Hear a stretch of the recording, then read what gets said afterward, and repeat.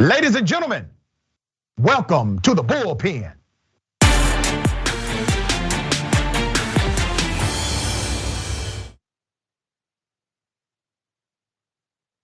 In the Bullpen today, we have Mr. Daniel Chang Contreras, commentator Young Voices.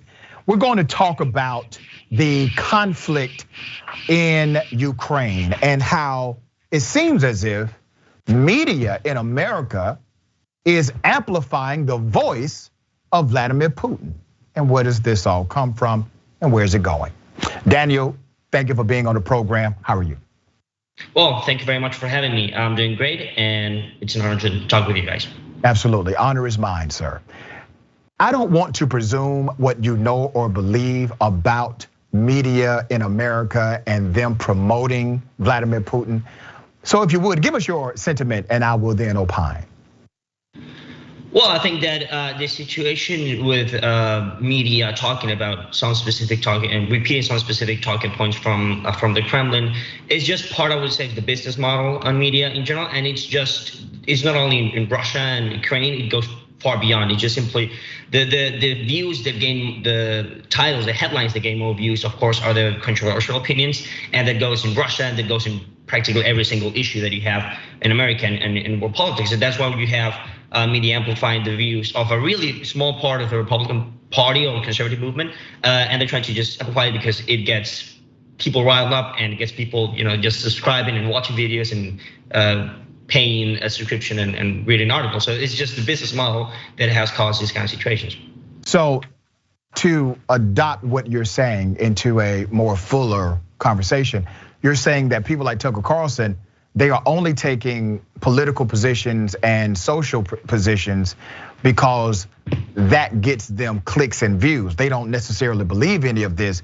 They're simply doing it to increase their bottom line. Well, I think there's a difference between I do think Tucker Carlson believes what he's saying. I honestly do think that he believes it. I think he has, and he and Candace Owens and other conservative pundits, they do believe it.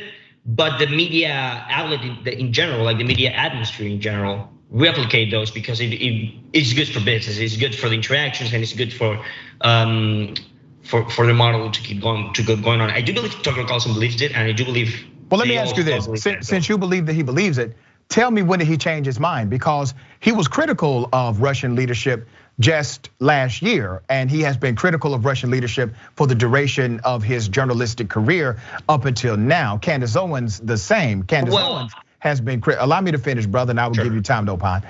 Candace Owens has also been critical of the Kremlin in on-record commentary, and now she has obviously supported Russia. And even Donald Trump himself at one time was critical of Vladimir Putin. Now it seems as if he is now an apologist for Vladimir Putin, and you see that reflected in other conservative members of Congress. And I want to read a couple of stats to you because 74% of Americans recently polled by Pew Research believe that Russian President Vladimir Putin is wrong in this conflict as it relates to invasion of Ukraine.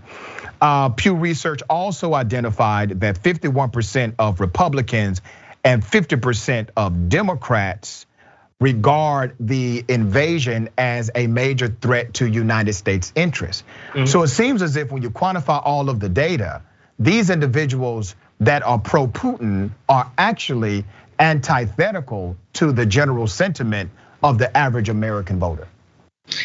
Yes, so first with the issue with Tucker Carlson specifically, I would say that if you see him, for example, you see his opinion of when a few months before on the issue of Ukraine, he has not necessarily been as critical with the Kremlin as you portray. I do think that Tucker Carlson maybe like 5-10 years ago was more critical, but like for the last 2 or 3 years he has not actually. So he actually, like in an interview in 2019, he actually says in one point, he said like, well, I'm actually kind of on Russia's side in some ways.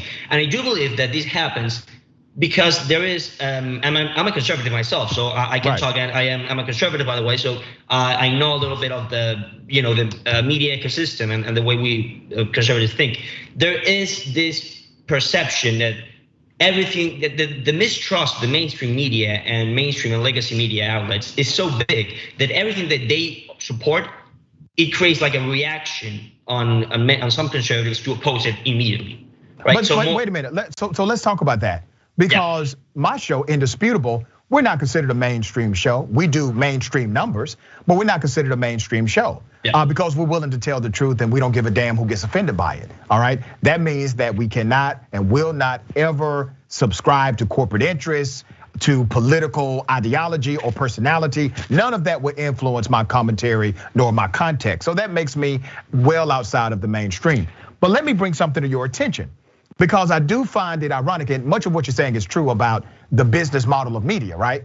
But don't you find it ironic that many of these individuals are proclaiming to be super patriots? I mean, they are literally holding an identity brand, saying that they are American first or America first and democracy first, while at the same time presenting a point of view that's adversarial to an American first point of view. Let's be clear about Russia. Russia did interfere with American democracy. Russia did provide weapons and engage in some low-level combat against American soldiers during our engagement with Vietnam. Russia has been an agitator against the United States of America. Now, all of a sudden, Russia is an ally to some of these individuals who proclaimed an American first agenda?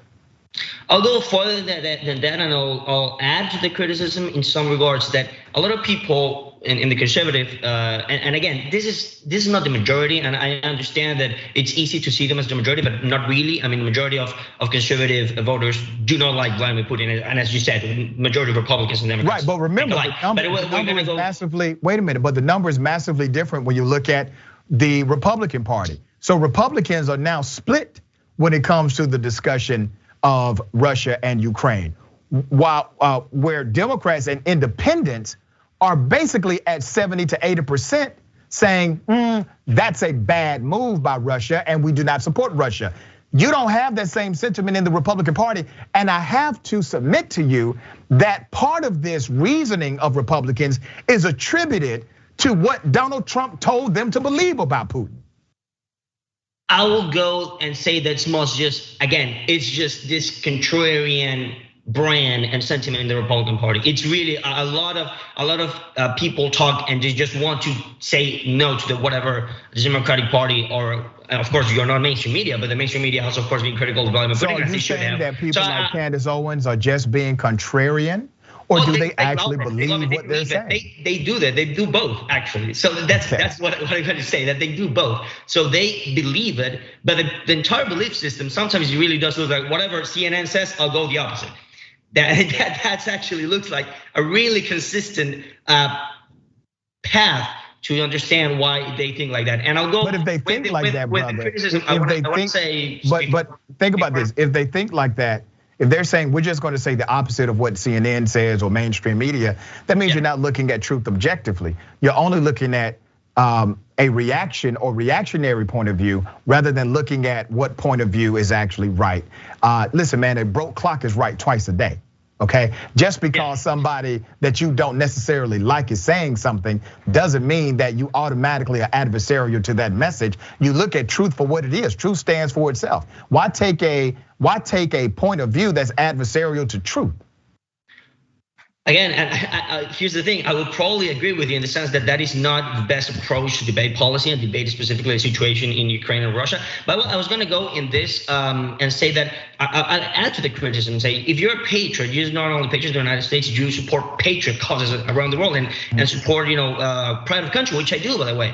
I do support pride of country, and you see the Ukrainian people are showcasing the biggest pride of country you can showcase in history. Actually, the country's being invaded by a foreign power trying to conquer the country, and they are fighting back, and Zelensky is fighting back, and that is actually the most patriot thing you can do in that specific context. And somehow, some people say, well, no, he's a globalist, which is completely nonsense. Globalists don't stay in Kyiv while Russian bombs are flying all around. Mr. Contreras, let me ask you this. We're running out of time. The next show is coming up.